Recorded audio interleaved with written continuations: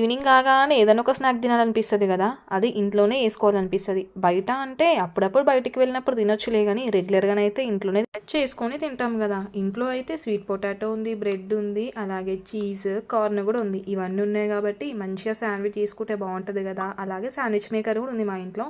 ఎప్పుడు అది అలానే ఉంటుందన్నమాట.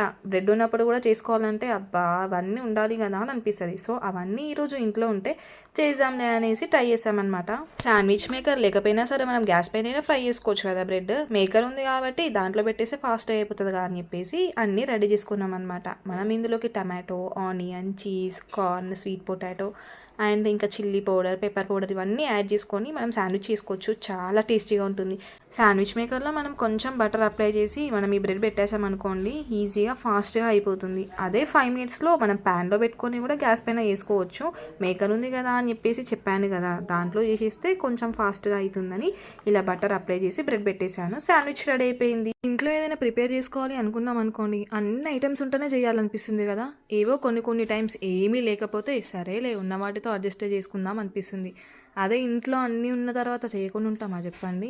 ఏదైనా ఒకటి పర్ఫెక్ట్ రెసిపీ తయారు చేయాల్సిందే.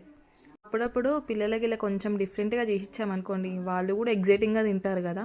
చాలా వరకు విలేజెస్లో కూడా ఉంటారు కదా, ఆ విలేజెస్లో ఇట్లాంటివన్నీ ఏమీ దొరకవు. ఒకవేళ దొరకాలి అంటే మనం టౌన్స్కి వెళ్ళాలి కదా, అలా వెళ్ళడం చాలా కష్టం. అందుకే ఇలా ప్లాన్ చేసా. వీడియో నచ్చితే ఒక లైక్ ఇవ్వండి, అలాగే సబ్స్క్రైబ్ చేసుకోండి. Thank you for watching.